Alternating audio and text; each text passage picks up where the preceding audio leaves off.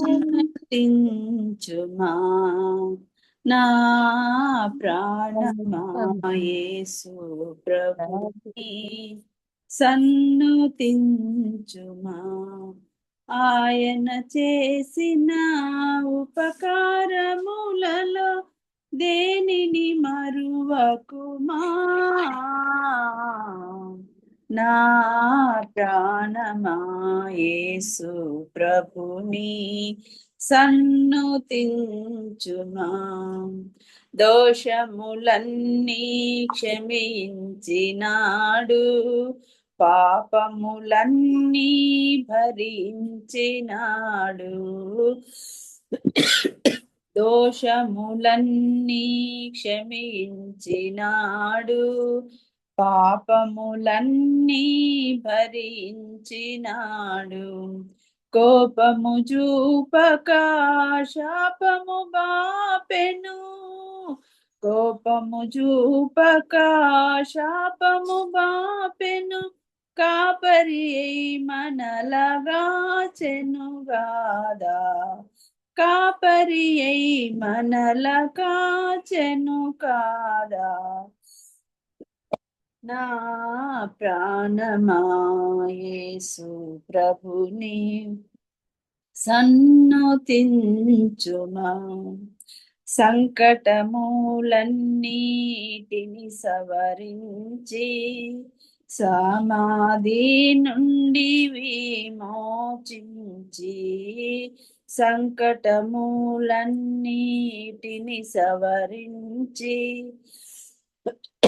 సమాధి నుండి విమోచించి చల్లని దయమన కిరీటముగా నుంచి చల్లని దయమన కిరీటముగా నుంచి సతతము మనలనుగాచెను ప్రభు సతతము మనలనుగాచెను ప్రభు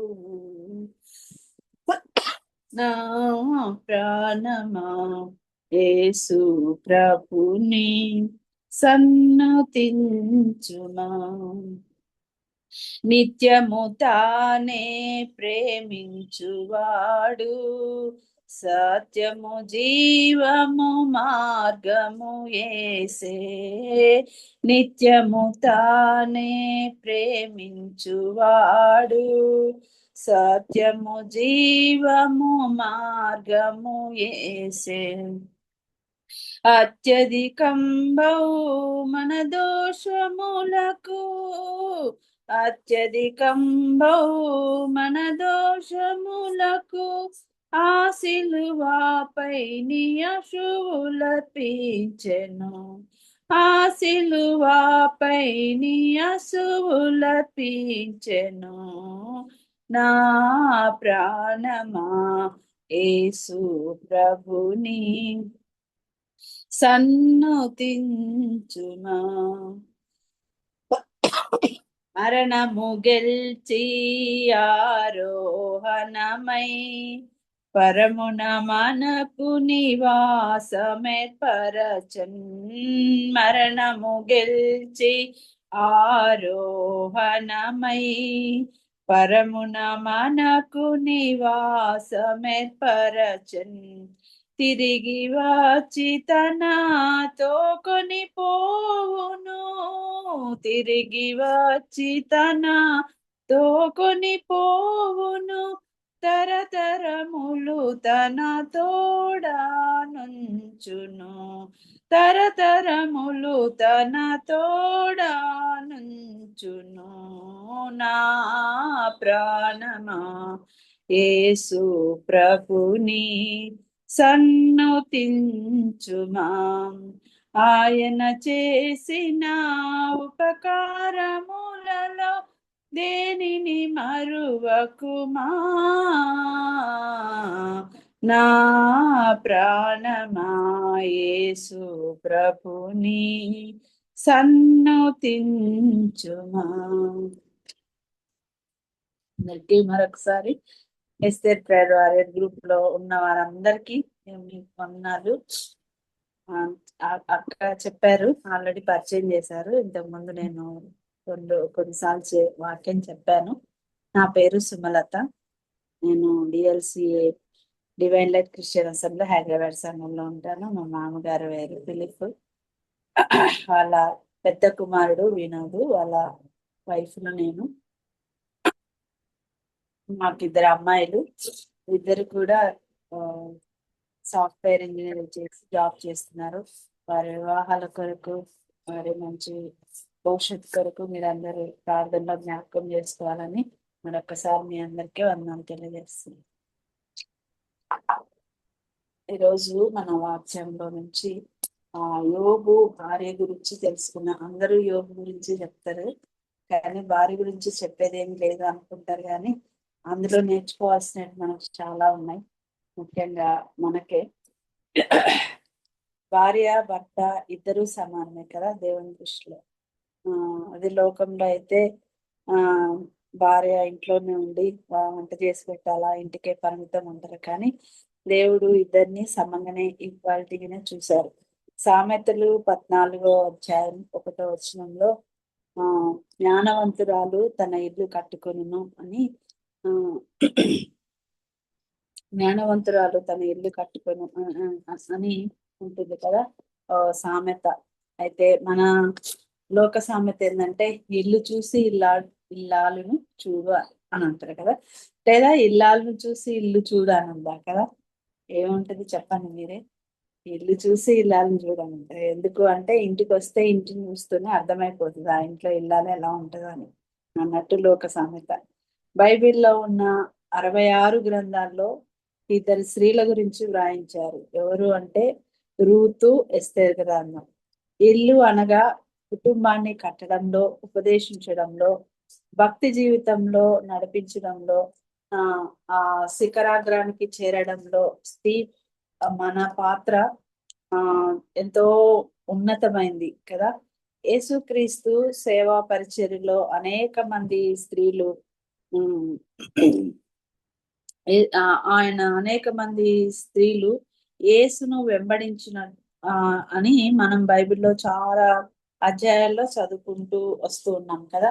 స్త్రీ నిరాధారణ దినాల్లో క్రీస్తు వెంట అనేక మంది ఆయన వెంట నడిచినట్లుగా మనం చూస్తాం. అంత మాత్రమే కాదు, యేసుక్రీస్తు భూమి మీద 33.5 సంవత్సరాలలో 3.5 సంవత్సరం పరిచర్యలో అనేక మంది స్త్రీలు ఆయన వెంట నడిచారు.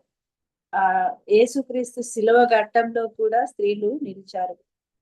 అంటే ఆ స్త్రీలు బలహీనమైన ఘట్టం అని అంటారు, కానీ బలంగా అక్కడ నిలిచినట్లు పారిపోలేదు. వాళ్ళ సన్నివేశాన్ని చూసి భయపడి శిష్యులు పారిపోయారు, కానీ ఈ స్త్రీలు పారిపోలేదు. యేసుక్రీస్తు మరణించి తిరిగి లేచిన తర్వాత కూడా, అంటే పునరుత్థానుడైన తర్వాత కూడా ఫస్ట్ చూసింది ఎవరు అని అంటే స్త్రీయే కదా, మగ్దలేని మరియ.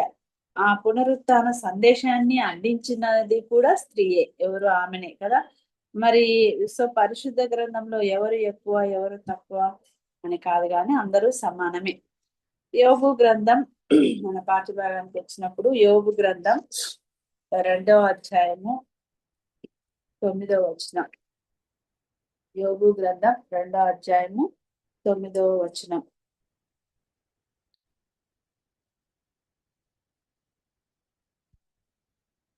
అతని భార్య వచ్చి, నీవు ఇంకనూ యథార్థతను వదలకయిందువా, దేవుని దూషించి మరణము కమ్మనను.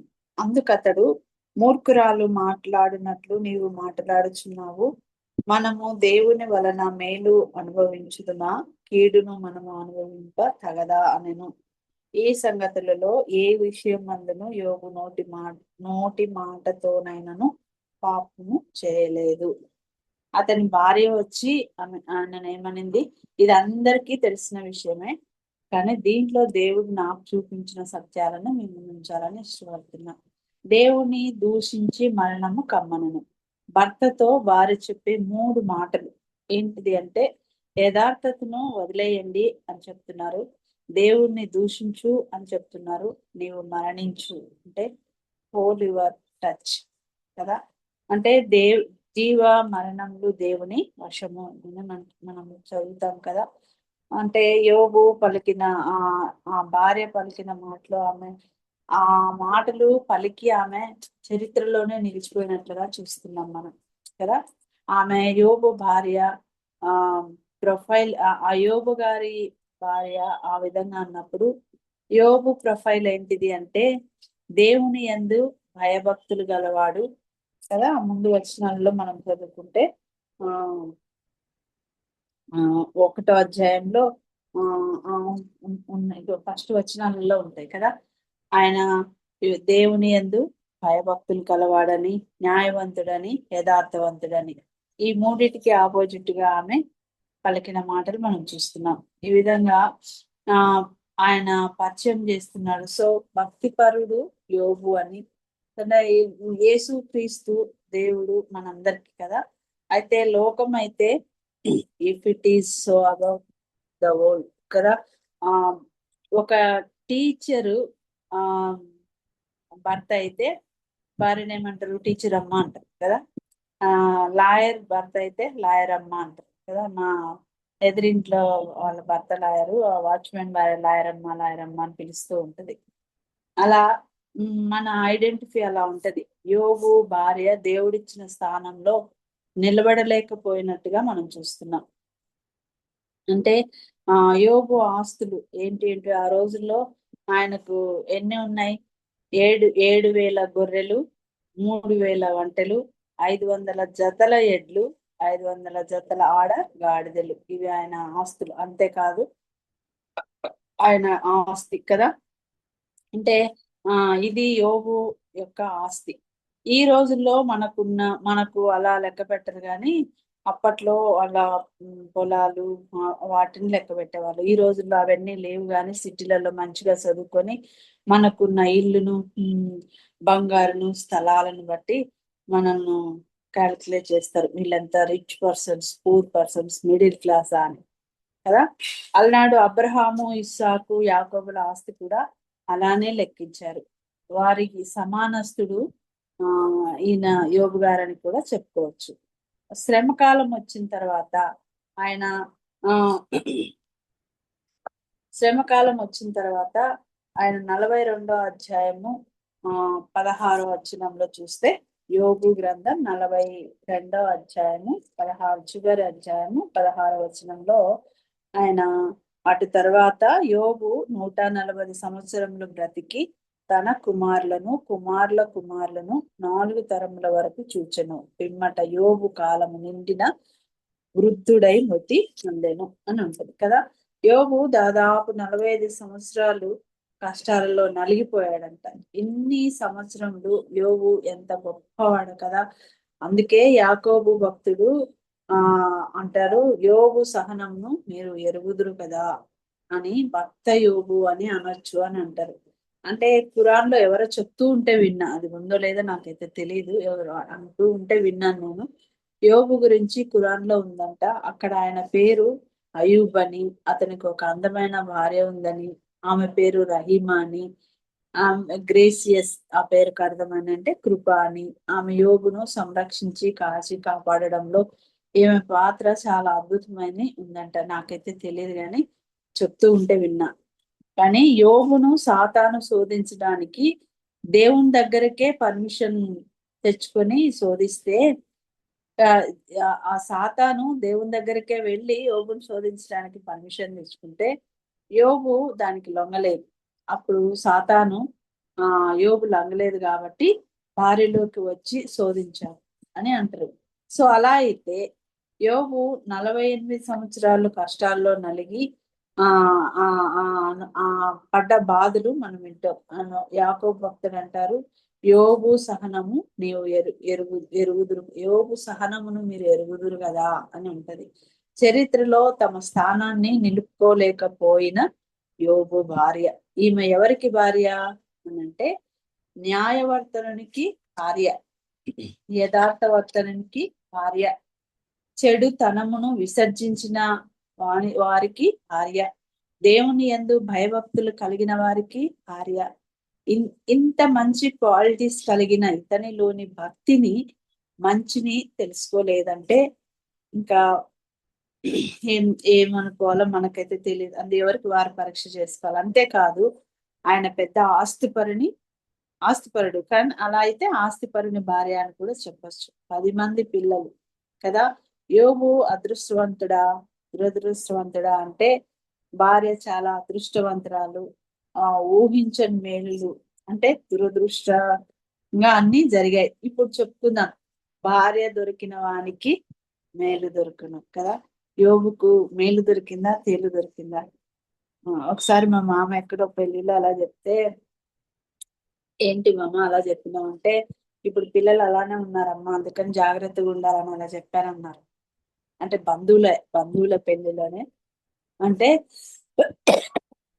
పెళ్లి కూతురు గుణం తెలిసే చెప్పినా నేను అంటున్నాను మా మామయ్య. వీరిద్దరికి మ్యారేజ్ అయింది 38 నుంచి, అంటే 38 to 40 వచ్చాయి. జీవితం యోబు భార్యకు చక్కగా సాగిపోతూ ఉంది.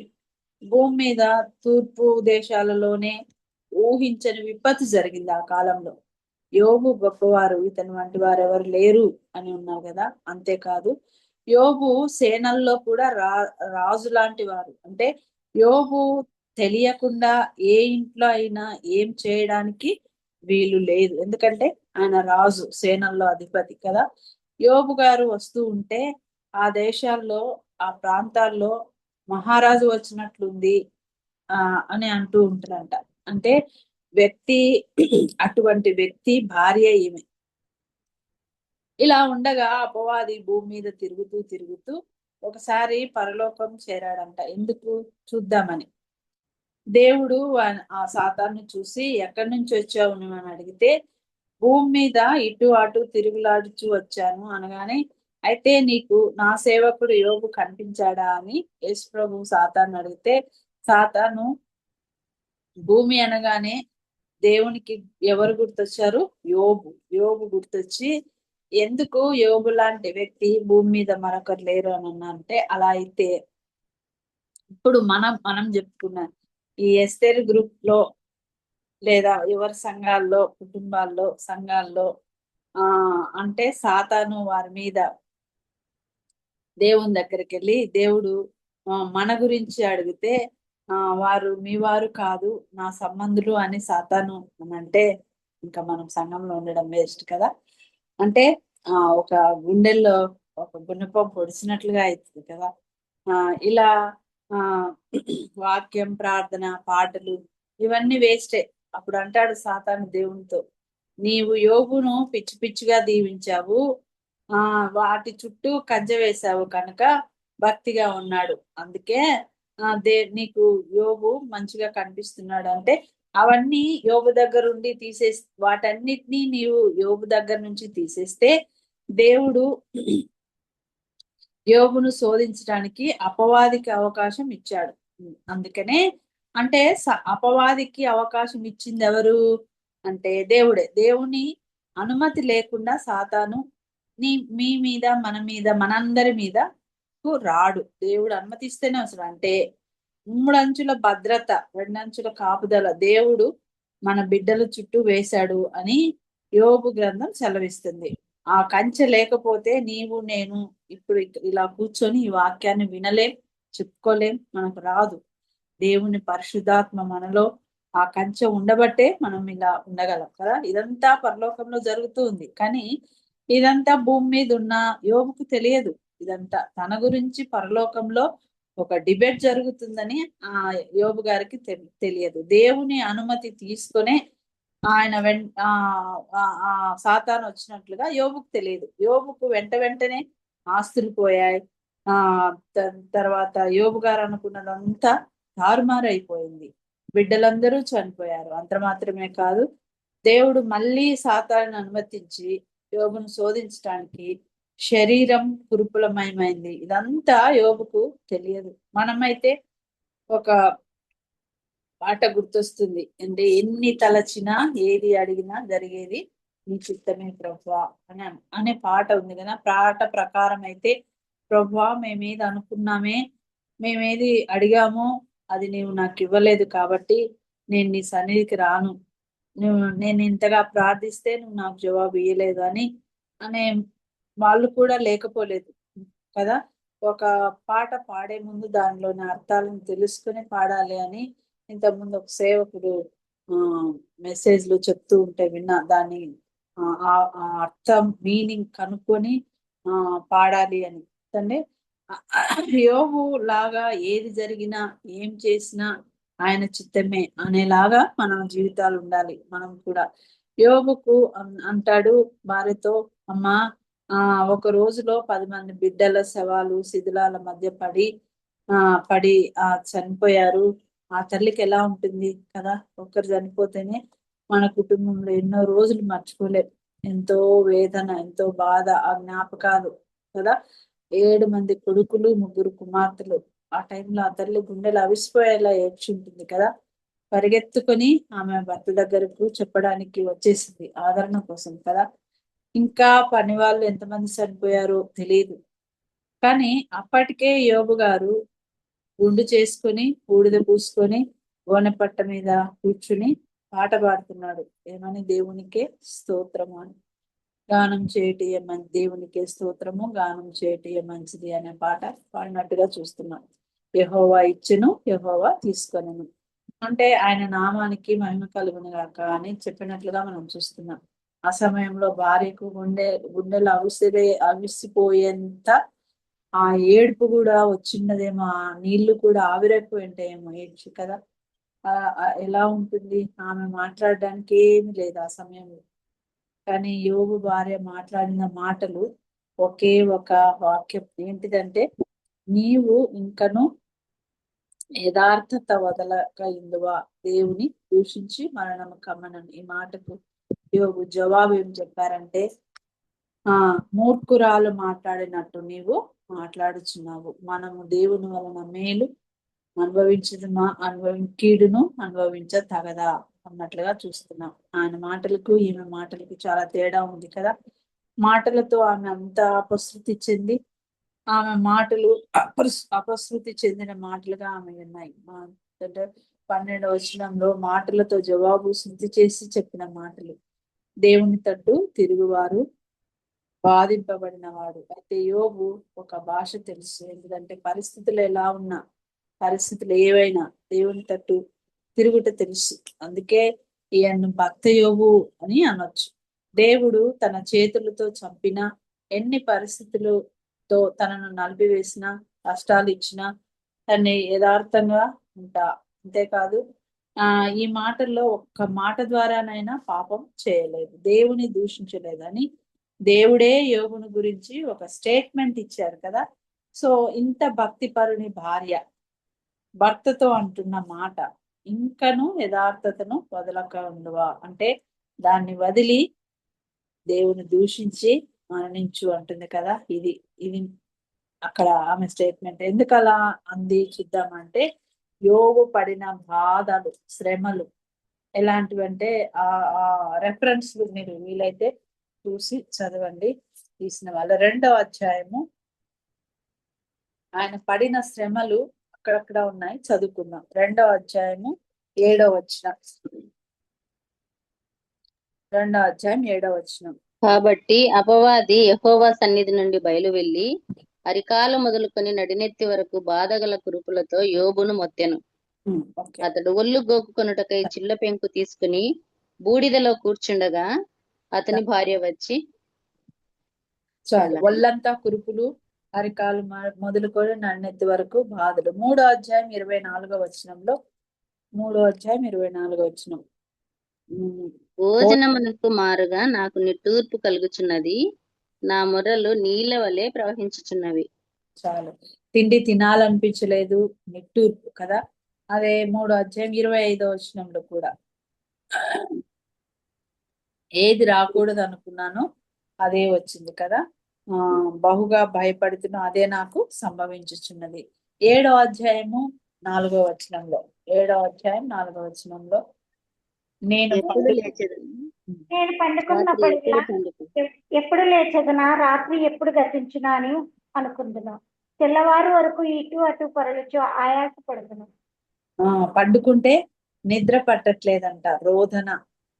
5వ వచనంలో, అదే 5వ వచనంలో కురుపులతో పాడైన శరీరం, ఇంకా ఆ ఏ నా చర్మం మాని మరలా మరలా పెరుగుతుంది. పెరుగుచున్నది. 9వ అధ్యాయం 18వ వచనం. 9వ అధ్యాయం 18వ వచనంలో చూస్తే ఆయన నన్ను ఊపిరి తీయనీయడు, చేదైన వాటిని నాకు తినిపించును. కదా 16వ అధ్యాయము 16వ వచనము. ఏడ్పు నిద్ర లేక 16వ అధ్యాయం 16వ వచనం. నా చేత బలాత్కారం జరగకపోయినను, నా ప్రార్థన యథార్థముగా ఉండినను, ఏడ్పు చేత నా ముఖము ఎర్రబడి ఉన్నది, నా కనురెప్పల మీద మరణాంధకారము నిలుస్తున్నది. చూడండి, ఏడ్పు చేత ముఖం ఏమైందంట, ఎర్రబడింది. తర్వాత నిద్ర లేక కళ్ళ క్రింద బ్లాకిష్ వస్తుంది కదా. అంటే డాక్టర్ దగ్గరికి వెళ్తే అంటారు, ఏమ్మా నిద్ర పోవట్లేదా సరిగ్గా అంటారు కదా. ఎందుకంటే అది చూస్తేనే తెలిసిపోతుంది.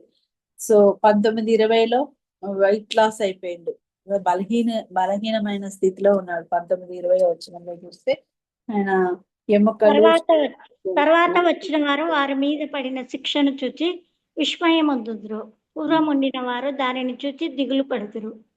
నిశ్చయముగా చదవనమ్మా. నా ఎముకలు నా చర్మంతోను నా మాంసంతోను అంటుకుని ఉన్నవి, దంతముల అస్థి చర్మం మాత్రం నాకు మిగిలింపబడి ఉన్నది. Very good. అంటే వెయిట్ లాస్ అయిండు, బలహీనుడు అయిపోయింది కదా. ఇంకా 30వ అధ్యాయం 17వ వచనంలో చివరిగా 30వ అధ్యాయం 17వ వచనంలో చూస్తే రాత్రి వేళ చదువుతారా?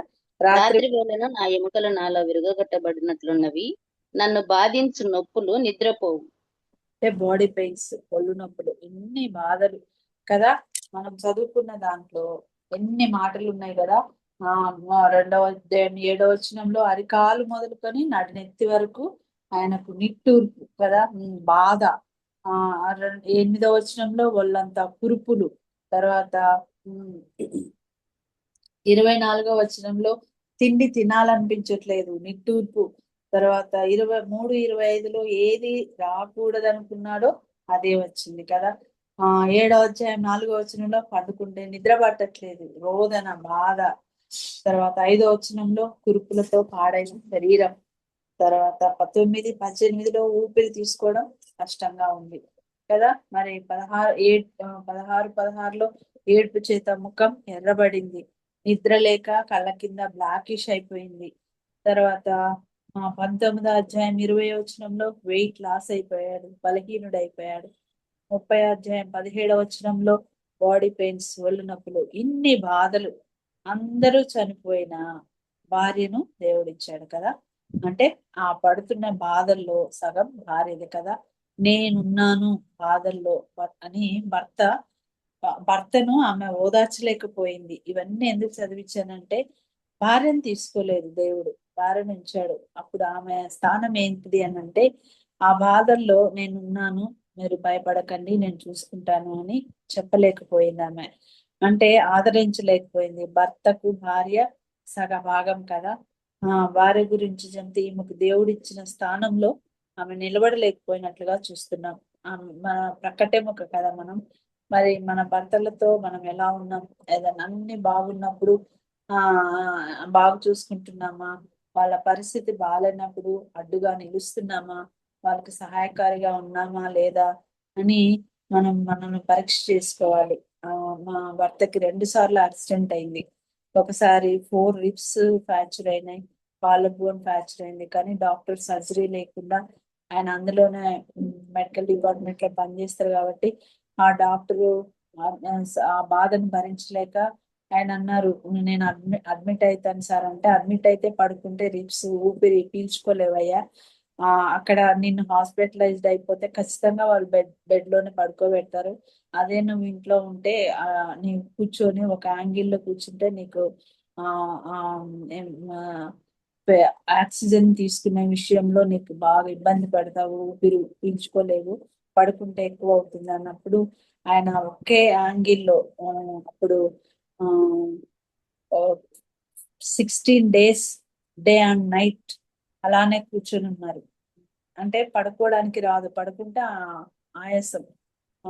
తర్వాత అది కూడా వీపు మొత్తం ఇలా ఆనియలేరు, ఎందుకంటే రిబ్స్ ఫ్రాక్చర్ ఉన్నాయి కదా. ఒక్క యాంగిల్లోను ఒక సైడ్ అంటే ఎంత బాధ అంటే చూడలేకపోయాను. మళ్ళీ వాళ్ళు వీళ్ళు వచ్చే వాళ్ళతో ఆయన మనసులో వచ్చినప్పుడు అది కనపడకుండా ఆ మాటలతో, ఆ ఆదరణతో, ఆ ప్రార్థనలతో అలా గడిపాడు. 16 డేస్ తర్వాత మెల్లగా ఆ ఆ ఇంజెక్షన్ ఇస్తే ఒక 1 అవర్ పడుకునేవారు. ఆ ఇంజెక్షన్ అయిపోగానే పవర్ మళ్ళీ మొదలయ్యేది. అలా మెల్లమెల్లగా మెల్లమెల్లగా ఆ అది తగ్గిపోయింది. తర్వాత 1.5 మంత్ పడుకోవడానికి టైం పట్టింది ఆయనకు. మామూలుగా కూర్చోడానికి కొన్ని రోజులు 16 డేస్ డే అండ్ నైట్ అలానే కూర్చొని ఉన్నారు. అప్పుడు అనిపించింది, చాలా బాగా అనిపించింది. మనం ఏమి చేయలేని పరిస్థితి, కానీ డాక్టర్ ఏమో అలా ఉంటేనే సెట్ అవుతుంది, ఇది కష్టమే కానీ అది తర్వాత నీకు ఈజీ. సార్ చెప్పింది మేలు అనుకుంటావు వినోద్ అని చెప్పారు. ఆయన చెప్పింది నిజమే. అంటే హాస్పిటలైజ్ అయితే ఖచ్చితంగా వాళ్ళు అలా కూర్చోబెట్టరు, పడుకొని పెడతారు. తెలిసిన డాక్టర్ కాబట్టి అలా చెప్పారు. తర్వాత ఈ మధ్య మళ్ళీ మావయ్య ప్రభు సన్నిధి వెళ్ళక ముందు March 9th మళ్ళీ యాక్సిడెంట్ అయింది. మళ్ళీ కాలు మేజర్ యాక్సిడెంట్ అది అయితే బండి తన కాలు మీదనే పడింది. అప్పుడు కూడా ట్రిబియా నెబులా అని 2 బోన్స్ ఉంటాయి. రైట్ లెగ్ పెద్ద రాడ్స్ వేశారు. ఫ్రంట్ సైడ్ ఒక రాడు, బ్యాక్ సైడ్ ఒక రాడ్, 2 ఉంటాయి. ఫ్రంట్ ఒకటి, బ్యాక్ ఒకటి, 2 రాడ్స్ వేసి అది కూడా 1 మంత్ బెడ్ రెస్ట్ ఉన్నారు. ఆ తర్వాత ఆ బెడ్ రెస్ట్ తీసుకొని వాష్రూమ్ వెళ్ళినప్పుడు ఆ కట్టులోనే మళ్ళీ కింద పడ్డారు బాత్రూమ్ లో. పడి ఆయన ఇలా లెప్రసీ వాళ్ళలాగా ఆ చేతులతో ఆని ఆ కాలుకు దెబ్బ తగలకుండా మెల్లగా బెడ్ దగ్గరకు వచ్చారు. అప్పుడు నేను ఎత్తి మెల్లగా ఒక ఒక చెయ్యి మంచానికి పట్టుకుంటే ఒక చేత్తో నేను లేపి పడుకోబెట్టాను. ఇలా ఎందుకు చెప్తున్నానంటే అది నేనే చూశానన్నమాట ఆ బాధ. అంటే దేవుడు అలా సహకారిగా ఈమె ఉండలేకపోయింది. ఈమె భర్త ఎలాంటి వాడు అంటే మరి యథార్థవర్తనుడు. యోగు భార్య చెప్పుకోవాల్సింది ఏంటంటే ఆమె భర్త గురించి యథార్థవర్తనుడు, న్యాయవర్తనుడు, దేవుని యందు భయభక్తులు కలిగి ఉండు. భయభక్తులు కలిగి చెడుతనమును విసర్జించిన వాడు తూర్పు దేశంలో గొప్ప, పరలోకంలో కూడా యోగు సాక్ష్యం ఎటువంటి ఆ, లేదు కదా ఉన్నట్టుగా చూస్తున్నాం. భర్తకి భార్య ఈమె, అటువంటి ఆ భర్తకి భార్య ఈమె నమ్మకంగా లేదు. ఎందుకు అంటే పైన చెప్పినవన్నీ ఎముకలు చర్మానికి అతుక్కుపోయాయి. సేనలో రాజుల్లాగా ఉన్న ఆయన యోబు గారు వస్తూ ఉంటే దారిని ఇచ్చేవాళ్ళంట. పక్కకు జరిగి అతను వస్తూ ఉంటే నోటు మీద వేలేసుకొని అందరు నిశ్శబ్దంగా అంత రెస్పెక్ట్. అటువంటి యోబు ఈ దినాన లేసే ఓపిక లేదు, నిలబడే ఆ శక్తి లేదు. ఈ టైంలో ధైర్యాన్ని చెప్పి ప్రక్కన నిలబడగలిగే ఒకే ఒక వ్యక్తి ఎవరు అంటే భార్య. ఆ భార్యను దేవుడు తీసుకోలేదు. ఎందుకు అని అంటే ఇవన్నీ ఆమెలో చూడాలని దేవుని ఆశయం ఉందేమో, కానీ ఆమె చేయలేదు. సాటి అయిన సహాయంగా ఉండని స్త్రీగా మనం చూస్తున్నాం ఆమె. ఆదికాండం 2వ అధ్యాయం 18వ వచనంలో భార్య భర్తకి సాటి అయిన సహాయం అని ఉంటది కదా. ఈమె లేనట్టుగా మనం చూస్తున్నాం. ఎందుకు అనంటే యోబుకున్న కష్టాల్లో ఆదరించలేదు. అంటే మనం ఉమ్, ఏమంటారు పెళ్లిళ్ళలో మ్యారేజెస్ లో పలికిస్తూ ఉంటారు కదా, వ్యాధి అందును, కలిమి అందును, లేమి అందును, కష్టం అందును, సుఖం అందును. జోబన్ అయితే పలికిన తర్వాత ఏమని పలికావు అని మళ్ళా రిపీట్ చేస్తారు. వాళ్ళు కొన్ని చెప్తారు, కొన్ని చెప్పలేరు. ఆయన చెప్పేంత వరకు ఇంకా గుర్తు చేసుకో అంటూ ఉంటారు అన్న.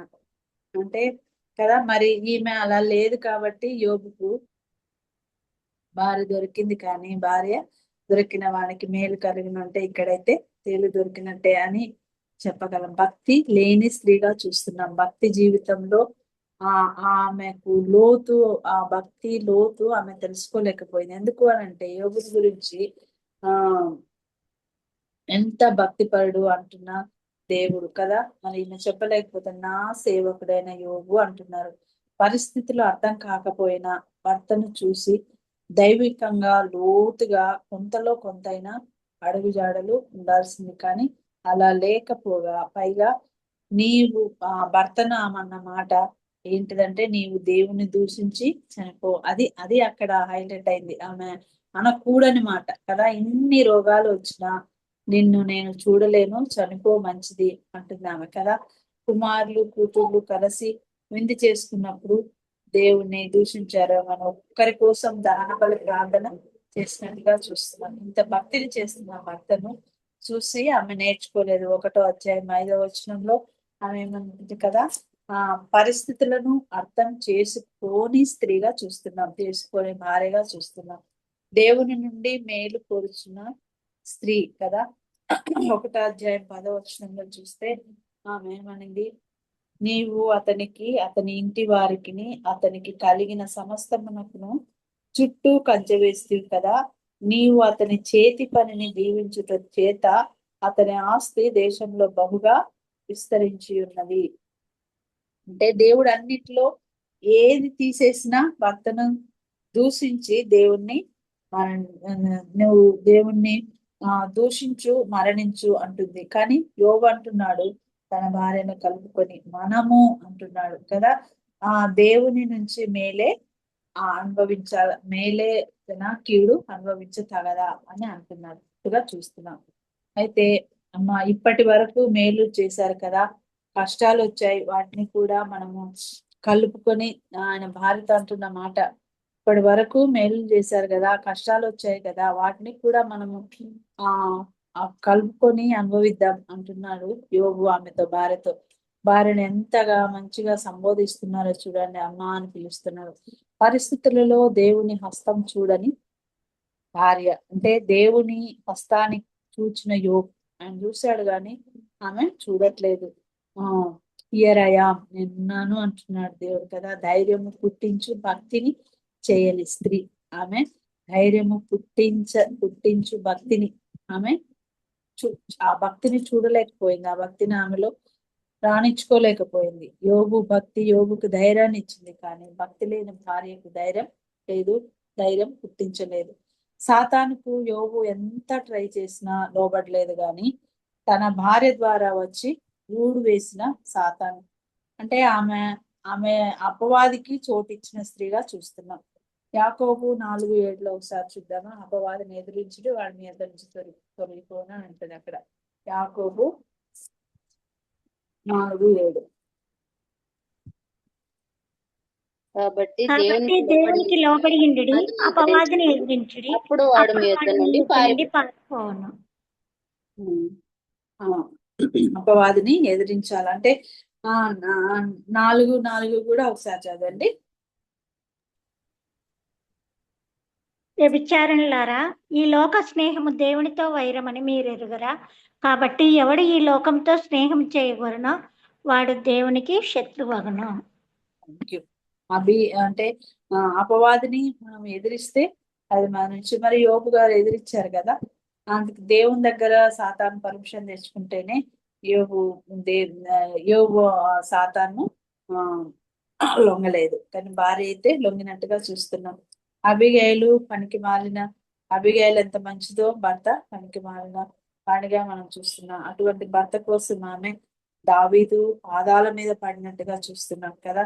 భర్తకు తప్పుడు సలహా ఇస్తున్న స్త్రీ ఈ స్త్రీ కదా. ఏమండి యోబు గారు, బిడ్డలు చనిపోయారు, నీకు నేను నాకు నువ్వు ఉందాము అని అనాల్సిన భార్య, మరి మ్యారేజ్ లో ఇతరుల ఎవరిని ఆశింపక పలుకుతాం కదా, నీతోనే కాపురం ఉంటాను తర్వాత అని కలిమి లేమి అనారోగ్యంలో భర్తను అంటి పెట్టుకోవాల్సిన భార్య ఆమె ఏమంటుంది, నువ్వు మరణించి దూషించి మరణం కమ్మంటుంది భార్య. అలా అన్న యోబు అంటున్నాడు, యెహోవా ఇచ్చెను యెహోవా తీసుకొనెను అని చెప్తున్నట్టుగా చూస్తున్నాం మనం. అయితే సనుగుచున్న స్త్రీగా ఈమెకు పేరు పెట్టచ్చు. ఆమె సనుగుస్తున్న స్త్రీగా చూస్తున్నాం. ఇశ్రాయేలీలు అరణ్యయాత్రలో అనేక మంది సనిగి దేవుని ఉగ్రతకు పాత్రులై రాలిపోయినట్లుగా చూస్తున్నాం కదా. మరి ఈమె కూడా భర్తను అసహించుకుంటున్న స్త్రీగా చూస్తున్నాం. దేవుని స్తుతించే భర్తను సనిగే భార్య ఎంత బాధాకరం కదండి. యోబు అంటున్నారు 19వ అధ్యాయం 17వ వచనంలో, నా ఊపిరి నా భార్యకు అసహ్యము. కావాలంటే చదవండి. నా ఊపిరి నా భార్యకు అసహ్యము కదా. భర్తను ఒంటరి వానిగా చేసిన స్త్రీగా చూస్తున్నాం. మరణమును కోర్చున్న స్త్రీగా చూస్తున్నాం. భక్తిలో తనను తాను నిరూపించుకోలేని స్త్రీగా చూస్తున్నాం.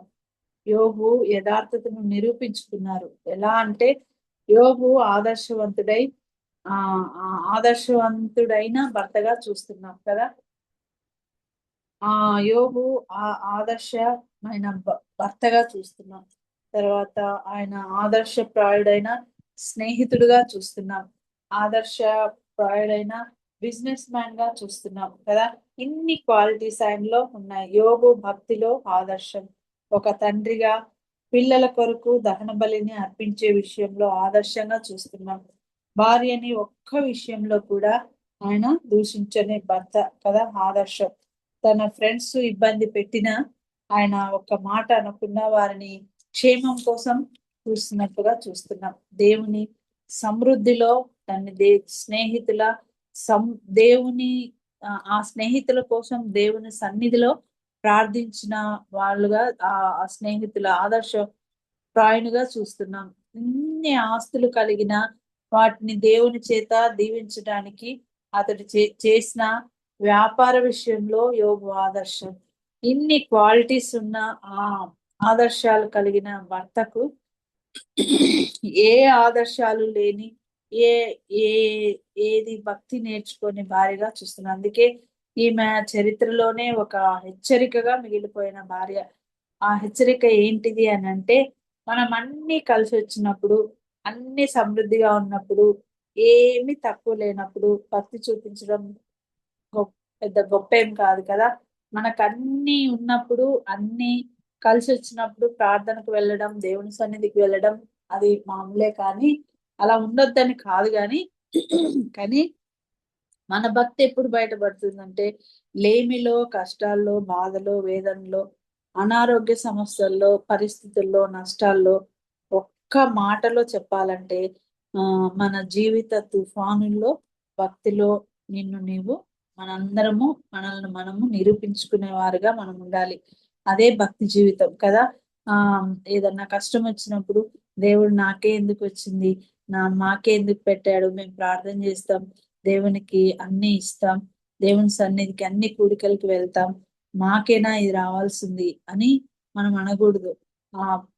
ప్రశ్నించుట కంటే ప్రార్థించుట మనం నేర్చుకోవాలి కదా. కష్టాలలో, నష్టాల్లో, లేమిలో మనము దేవుణ్ణి క్వశ్చన్ చేయడం కంటే దేవా ప్రార్థనలో గోజాడడం, సాష్టాంగ నమస్కారం ఎంతగా మనము యోబులాగా ప్రార్థించే వారిగా మనం ఉండాలి. అదే మన భక్తి జీవితం నిరూపించుకోవడం కదా. ఇంత జరిగింది కానీ దేవుడు ప్రేమామయుడు, జాలిపరుడు, కరుణామయుడు కనుక ఆమెను చంపలేదు దేవుడు కదా. అంటే ఎందుకు అనంటే ఆమె పాఠాలు నేర్పించడానికి. యోబు 46 సంవత్సరాలు తర్వాత వీటన్నిటిలో నుంచి కోలుకొని బలం తెచ్చుకున్నాడు. అంతవరకు దేవుడు భార్యను శిక్షింపక ప్రాణం తీయకుండా కాపాడాడు కదా. ఎంత కరుణ, ఎంత జాలి, ఎంత ప్రేమామయుడు మన దేవుడు కదా. తిరిగి ఆ 10 మంది పిల్లలను కన్నాడు. ఇంతే కాదు కానీ అన్ని డబుల్ వచ్చాయి. 42వ అధ్యాయంలో, చివరి అధ్యాయంలో మనం చూస్తే అన్ని ఆశీర్వాదాలు, 14,000 గొర్రెలు, 6,000 వంటలు. తర్వాత 42వ అధ్యాయం చివరి అధ్యాయంలో మనం చూస్తే ఇవన్నీ మనము చదువుకోవచ్చు ఈ అధ్యాయంలో. తన తర్వాత తిరిగి పొందుకున్న ఆశీర్వాదాలు. ఫస్ట్ మొదట ఉన్నవన్నీ 7,000 గొర్రెలు కదా. తిరిగి పొందుకున్న తర్వాత ఆయన 14,000 గొర్రెలు అయ్యాయి. తర్వాత 3,000 వంటలు ఉన్న వాటిని ఆ తర్వాత పొందుకున్నప్పుడు 6,000 వంటలు అయినట్టుగా చూస్తున్నాం. 500 జతల ఎడ్లు, 1000 జతల ఎడ్లు అయ్యాయి. 500 గాడిదలు మరి 1000 గాడిదలుగా మారినట్టుగా చూస్తున్నాం. అంటే 7 అన్ని ఏమయ్యాయి, డబుల్ అయ్యాయి కదా. మనం ఇప్పుడు చదువుకున్నప్పుడు అర్థమైంది. 7 కుమారులు, ముగ్గురు కుమార్తెలు పుట్టాల్సింది. ఎంతమంది కుమారుడు? 7 కుమారులు, 14 మంది రావాలి కదా. 3 కుమార్తెలు అంటే 7 + 3 ఎంత? 10 కదా. ఎక్కడున్నారు? పరలోకంలో ఉన్నారు కదా. మిగతా వారు అక్కడ ఉన్నట్లుగా చూస్తున్నాం. అంటే భూమి మీద 10 మంది, పరలోకంలో 10 మంది. అసలు విషయం ఒకటి ఉంది. అది ఏంటిది మీరు గమనించారా? ఒక్కటి తీసుకోలేదు. ఏంటిది అది? ఇంతవరకు చెప్పుకున్నాం మనం. ఎవరిని తీసుకోలేదు దేవుడు? భార్యను. భార్యను తీసుకోలేదు. Very good. అంటే అసలు విషయం ఒకటి ఉంది. అదేంటిది? భార్యను తీసుకోలేదు. అంటే భార్యను తీసుకుంటే అప్పుడు ఏం రావాలి? మన లెక్క ప్రకారం ఇద్దరు భార్య రావాలి కదా. కానీ ఒక ఆమెతోనే, అంటే ఆమెను చంపకుండా పెట్టినట్టుగా చూస్తున్నాం. ఎందుకు అనంటే, నా సేవకునికి భార్యను చంపి ఇద్దరు భార్యలు ఎందుకు అని ఆ అంత కష్టం ఆయన చంపలేదు. తిరిగి ఆమె ఇవన్నీ అన్ని తెలుసుకొని భక్తి జీవితంలో సాగిందేమో కదా అన్నట్లుగా మరి ఆమెను తీసుకోలేదు. ఎందుకంటే ఆమె ఇవన్నీ తెలుసుకొని యోబు భార్యగా ఆయన భర్తలో చూసిన గుణగణాలన్నీ తెలుసుకొని దేవునికి మహిమకరంగా భర్తకు యోగ్యంగా జీవించిందేమో. మనకైతే తెలియదు అలా ఉంటుందని నేను అనుకుంటున్నా. నాకైతే తెలియదు కానీ మరి దేవుడు ఈ ఈ ఈ ఈ గ్రంథంలో మనకు నేర్పించింది ఏంటంటే, మనము సంఘంలో అయినా మన పాత్రలో మనం ఒక భార్యకనే కాదు కానీ తల్లిగా, ఎవరి వయసుకు తగిన వాళ్ళ పాత్రలు ఉంటాయి కదా. చిన్న పిల్లలైతే ఒక కుమార్తెగా, కొంచెం పెద్దవాడైనాక భార్యగా, ఇంకొంచెం మిడిల్ ఏజ్ వచ్చినాక అత్తగాను, ఆ ఆ తర్వాత అమ్మమ్మ, నానమ్మ, ఎవరి పాత్రలో వాళ్ళు. మనము నమ్మకంగా జీవిస్తున్నామా? మనము మన దీపాన్ని వెలిగిస్తూ ఇతర దీపాన్ని వెలిగించుకుంటూ వెళ్ళాలని దేవుడు చెప్పారు. కానీ మన జీవితాన్ని, మన కుటుంబాన్ని, మన పాత్రలో మనం వెలిగిస్తున్నామా? ఇతరుల కొరకు మనం వెలిగింపబడుతున్నామా అని మనల్ని మనం పరీక్ష చేసుకోవాలి. అలా దేవుడు మనందరినీ ఆ పాత్రలో మనం ఉండాలి. వాక్యం ఇప్పుడు నేను ఇంత వాక్యం చెప్తున్నాను. నా జీవితం ఎలా ఉందో నాకు తెలియదు. ఇతరులు చూసేవాళ్ళు చెప్పాలి. నమ్మకంగా ఉన్నా నా కుటుంబంలో భార్యగా, కోడలిగా, తల్లిగా పాత్రలు ఎలా ఉన్నాయి? మనం పరీక్ష చేసుకొని మనం చెప్పుకోవడం కాదు. మన కుటుంబ సాక్ష్యం చాలా గొప్పది. కుటుంబంలో అంత ఈజీగా మా కోడలు మంచిది, మా కుమార్తె మంచిది చెప్పడం చాలా కష్టం కదా. మరి సంఘంలో మన పాత్ర, మనము నమ్మకస్తురాలుగా ఉండాలి. ఇలాంటి పేరు తెచ్చుకోకూడదు కదా. అలా ఉండడానికి ప్రభు మనకు ఈ వాక్యాన్ని తీసుకొచ్చారని నేను నమ్ముతున్నాను. మనందరము అలా ఉండడానికి ప్రభు మనందరికి సహాయం చేయనుగాక. దేవుడి కొద్ది వాక్యాన్ని దీవించుగా. అందరికీ వందనాలు.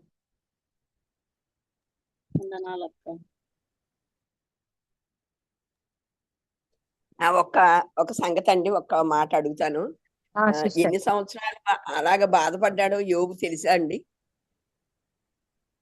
48 సంవత్సరాలు తర్వాత కదా బాధపడింది. ఇంకా ఎన్ని సంవత్సరాలు అలా ఉన్నాడు అని చెప్పాను కదా, 48 సంవత్సరాలు. 48 సంవత్సరాలే బాధపడ్డా?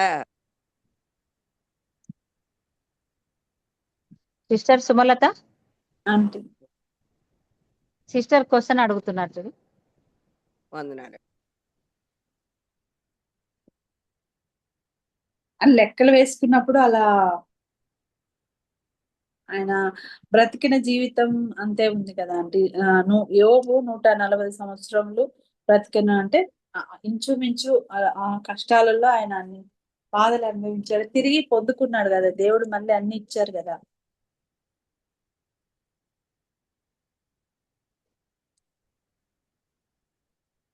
ఓకేనా సిస్టర్?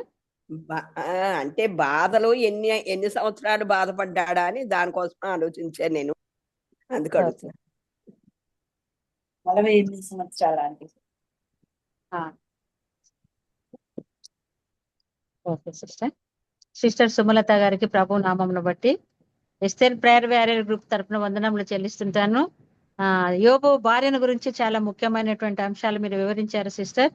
అంతా యోబుని గురించి మాకు ఎరుగుదాం కానీ యోబు భార్య మరి ఆమె యొక్క భక్తి జీవితం కాదు కానీ మూర్ఖురాలుగా మాట్లాడినట్లుగా అతనికి సపోర్టెడ్ గా కాకుండా యోబుకు వ్యతిరేకంగా ఆమె ప్రవర్తించి దేవుని యొక్క ఆశీర్వాదాలు పోగొట్టుకున్న స్త్రీగా దేవుని గ్రంథంలో మనం ఆమె మిగిలిపోయినట్లుగా ఒక మూర్ఖురాలుగా మిగిలిపోయింది.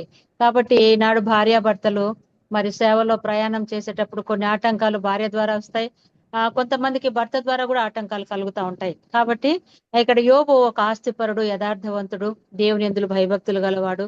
మరి ఇతడు చాలా మంచి నీతిపరుడుగా దేవుడు ఇతని గురించి సాక్ష్యం చెప్పాడు. కానీ అటువంటి నీతిపరుడిని మరి శోధించటానికి మరి సైతాను పర్మిషన్ తీసుకొని, విత్ పర్మిషన్ కదండి, యోబును శోధించింది. అరికాలు మొదలుకొని నడినెత్తి వరకు కురుపులు అంటండి. మనం ఒక కురుపు వస్తేనే మనం భరించలేక నొప్పికి ఎంత అల్లాడిపోతాం. కానీ ఎన్ని కురుపులు యోబు ఎలా భరించాడో కదా. ఒక చిల్ల పెంకు తీసుకొని మరి దాన్ని బూడిదలో కూర్చుండాను అనేటువంటి మాట మనం చూస్తున్నాం. ఎంత బాధపడ్డాడో. 48 సంవత్సరాలు అంటే దాదాపు అది యవన కాలమే కదండి. అంత కాలము యోబు ఆ శ్రమలు అనుభవించినట్లుగా మనకు సహోదరి ద్వారా మనము కొత్త వర్తమానం విన్నాం. 140 సంవత్సరంలో యోబు బ్రతికినట్లుగా మనం చూస్తున్నాం. వృద్ధుడై చనిపోయినట్లుగా మనము చూస్తూ ఉంటున్నాం. కాబట్టి యోబు యొక్క హోదాతనాన్ని ఆమె కాపాడుకోలేకపోయింది. ఆ యోబు మంచి భర్త. ఇక ఈనాడు కాలంలో ఆస్తిపాస్తులు లేకపోయినా మంచి భర్త ఉంటే అబ్బా ఎంత అదృష్టవంతురాలు అమ్మ అంటుంటారు. దీనికి వ్యతిరేకంగా యోబు భార్య ప్రవర్తించినట్లుగా మనం చూస్తున్నాం. దేవుని దూషించి మరణము కమ్మని ఒక భయంకరమైనటువంటి మాట యోబుతో మాట్లాడినట్లుగా మనం చూస్తూ ఉంటున్నాం. కాబట్టి సేవకు ఆటంకంగా ఉన్నటువంటి యోబు భార్య అతని జీవితానికి సపోర్టెడ్ లేకుండా ఆమె అతని కృంగదీసినట్లుగా మనము చూస్తూ ఉంటున్నాం. ప్రియులారా, చక్కటి వర్తమానం మనకు సహోదరి మనం అందించి నిద్రపట్టలేని రాత్రులు కదండి. ముఖమంతా ఎర్రబడిపోయింది. ఒక రాత్రి నిద్రపట్టకపోతే తల్లడిల్లిపోతా ఉంటాం. కానీ అనేక రాత్రులు నిద్రలేని రాత్రులు గడిపినాడు యోబు. మరి అంత శ్రమ అతడు పొందినట్లుగా మనము చూస్తుంటున్నాం. మన ప్రభు అయినటువంటి యేసుక్రీస్తు వారు కూడా ఆయన నల్లగొట్టబడ్డాడు, విరగొట్టబడ్డాడు, కలవరి శిలువ రక్తము కార్చినాడు మన కొరకు కదా. ఆ కలవరి శిలువలో కాచిన రక్తమును బట్టి మనకు పాప క్షమాపణ మన ప్రభు మనకు అనుగ్రహించాడు. ఆయన ప్రేమ ఎంతో గొప్పది కదండి. యోబు జీవితంలో సహనాన్ని గురించి మనం నేర్చుకోవలసిన వారం అంటున్నాం. చాలా సార్లు మన సహనాన్ని కోల్పోతుంటాం. కొంచెం చిన్న బాధ వస్తే, కొంచెం చిన్న కష్టం వస్తే ఆత్మీయతను కోల్పోయినటువంటి చాలా మంది మనం చూస్తూ ఉంటున్నాం. కానీ ఎన్ని కష్టాలు వచ్చినా యోబు యథార్థతను వదలకుండా మరి ఆస్తిపరుడు అయినప్పటికీ కదా, ఆస్తిపరుడు మరి ధనవంతుడు దేవుని రాజ్యంలో ప్రవేశించుట దుర్లభం అని దేవుని వాక్యం సెలవిస్తుంది. కానీ మరి అన్ని ఎడ్లు, అన్ని పశువులు, సంపద కలిగినటువంటి వాడు, కానీ ఏ రోజు కూడా మరి తన భక్తిని వదులుకున్నటువంటి వాడు కదా. తన భక్తి తనకు ధైర్యం పుట్టించిందిగా మనం చూస్తూ ఉంటున్నాం. యోబు యొక్క జీవితంలో నుంచి అమూల్యమైనటువంటి వర్తమానం మనం విన్నాం. కాబట్టి ఎస్తేర్ ప్రేయర్ వారియర్ గ్రూప్ తరఫున సహోదరి సుమలత గారికి వందనములు తెలియజేస్తూ ఉంటున్నాం. Sister, thank you very much. Zoom లో ఉన్నటువంటి ప్రతి సహోదరికి వందనములు.